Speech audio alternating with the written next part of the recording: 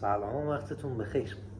من همین ابتدای کار بگم که این ویدیو رو خیلی یهویی و دلی خواستم بگیرم. نه زاویه دوربینم خوبه، نه ممکنه صدام خوب باشه ولی قرار نیست من براتون محتوا اینجا تولید کنم. من قراره یه چیزی بهتون یاد بدم که سعی میکنم به بهترین شکل از تجربه خودم به شما یاد بدم، از کارهایی که جواب داده و من انجام دادم. حالا ممکنه یه سریاتون منو بشناسید، یه سریا نه. برای اونایی که منو نمیشناسن، من امین موسویم.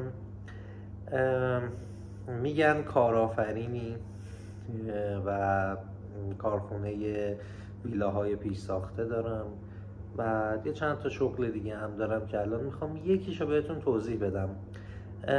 پس بعد دیدن این ویدیو شما یک مسیر یاد میگیرید که ممکنه اصلا تا الان بهش هم فکر کرده باشید ولی عملیش نکرده باشید. حالا یا ترس داشتید یا میترسیدید جواب نده، به هر دلیلی.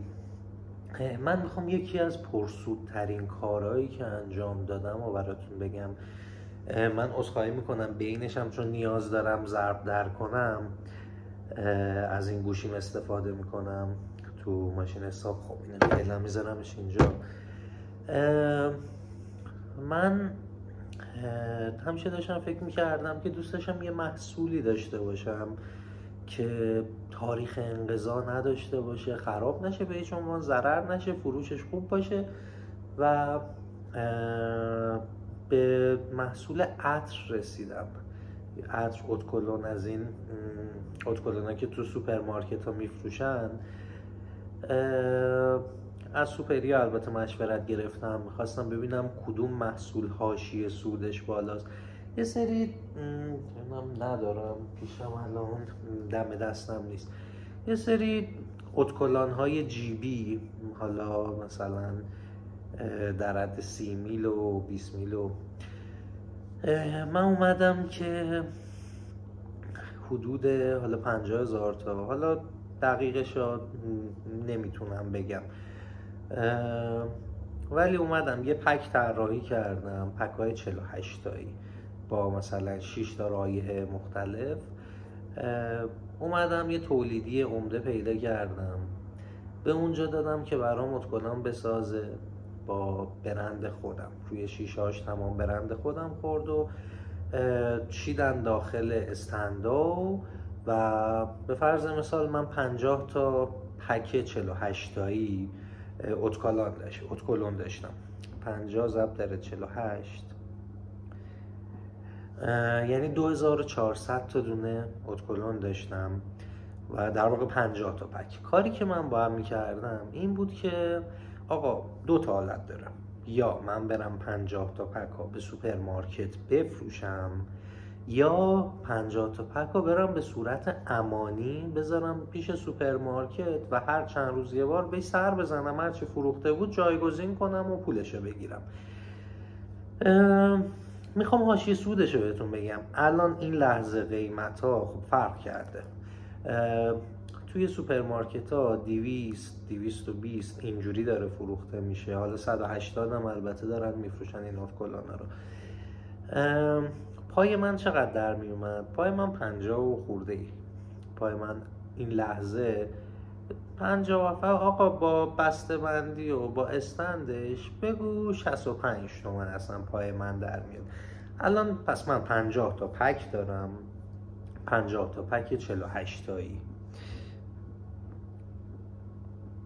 خب یعنی 2000 تا دونه اتکلون دارم که پای من 2400 ضرب در 65000 156 میلیون پای من در اومد. من اینا رو، من خودم کاری که میکنم برای این که عادت ندارم نه بشنوم، حالا من دارم خودم رو مثال میزنم چون من خودم این کار رو نمی کنم. من چند تا بازاریاب دارم، حالا طبق یه سری سیاست ها هم انتخابشون کردم، خانومن و زیبا هم هستن و خیلی راحت قبول میکنن سوپرمارکت ها. خب پس تا الان چی شد؟ من 156 میلیون تومن اتکلون و استند خریدم، شد 50 تا پک. پس خب من این 50 تا پک ها دادم دست بازاریابام به صورت امانی، با کاغذ رسید از سوپرمارکت ها میگرفتن، میرفتن تحویل مغازه داره میدادن. بعد از چند روز هم میرفتن سر میزدن. میانگین فروش ما کلا توی هر سوپرمارکت، ما کمترینشو، یعنی بدبینانه ترین حالتشو من در نظر میگیرم، میگیم روزی 1 عدده. حالا رقمایی که میفروختیم به سوپرمارکت هم بهتون میگم. ما دونه 150,000 تومان به سوپرمارکت میگفتیم مال ماست، هر چی بیشتر فروختیم مال خودت. حالا سوپرمارکت 180، 210، 220 هر جوری دوست داشتن دارن میفروشن، اصلا قیمتش عرف نداره. و یکی از دلایل اینکه سوپرمارکت قبول میکرد این بود که خب تو سوپرمارکت معمولا حاشیه سود خیلی از محصولا پایینه، مثلا کم پیدا میشه یه محصولی 10,000 تومان روش سود باشه، روی این محصول 50,000 تومان سود میکنن، برای همین 90%شون قبول میکنن، مخصوصا اگه امانی باشه و نخواید بهشون بفروشید. خب ما الان 50 تا پک دادیم به سوپرمارکت ها که میانگین دارن روزی 1 عدد میفروشن، یعنی ما الان روزی 50 تا داریم اتکلون میفروشیم. خب سود ما چقدر بود؟ سود ما روی هر عدد 150 منهای 65 85 تومن سود ماست. یعنی ما روزی 50 تا 85 تومن داریم سود میکنیم، یعنی روزی 4 میلیون تومن. این کمترین حالتشه که دارم بهتون میگم. و یه ما روزی میانگین مثلا 3-4 تا اینجوری دارن میفروشن، هر 2-3 روز یه بار میریم تمدید میکنیم براشون و حالا بچه ها میگیریم. و خواستم این یه مسیر ساده بهتون میگم، نمیگم برید اتکلون بسازید بفروشید، هر محصولی، ولی دقت کنید محصولتون تاریخ انقضا نداشته باشه که همیشه براتون سرمایه باشه، نمیدونم محصولتون خاص باشه و تک که اصلا قیمت مشخصی نداشته باشه که سوپرمارکت بتونه سود خودشو بکشه. من الان به عبارتی یه شغلی بهتون یاد دادم که آقا مال میگیم 150، شما اصلا میتونی این کارو با 50 میلیون شروع کنی که با 150 میلیون ماهی 127 میلیون شما سود خالص داشته باشید. دارم فکر میکنم ببینم چه سوالایی ممکنه براتون پیش بیاد. شما میتونید با بازاریابا، اصلا نمیخواد حقوق ببرن، هم حقوق میتونید صحبت کنید، هم میتونید بهش درصد بدید. اگه درصد بدید با جون و دل همشون رو تکمیل میکنن، سری میفروشن و یعنی سری میرن و کارشو انجام میدن و هی چند روز یه بار به صورت چرخشی میرن پیگیر میشن ببینن چند تا فروش رفته و نمیدونم فروش چطور بوده. شما همین روند ساده رو دیدید. حالا شما فرض کن بیای به جا 50 تا پک 100 تا پک کنید، میشه برج 300 میلیون سود. حالا من بازاری که دارم کار میکنم مثلا سوپرمارکت های اصفهانه و اصفهان خیلی توی عطر اصلا قوی نیستن یعنی خیلی فروشی نداره و پایینه. مثلا شما اگه شیراز باشی 10 برابر واقعا فروش اصفهان داره، تو تهران هم همینطور. و این یکی از کسب و کاران بود که دوست داشتم بهتون معرفی کنم.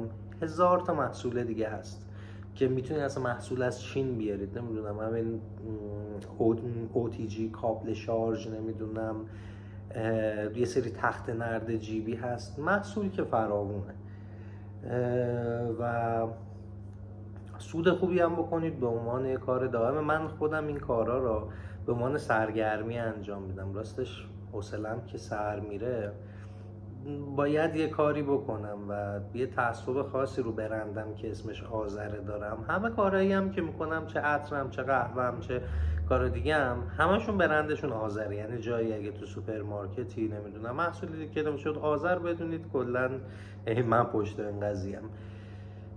اگه دوست داشتید این ویدیو رو و بازم ویدیو مشابه این خواستید، برام کامنت بذارید بگید اصلا به کارتون اومد نیومد.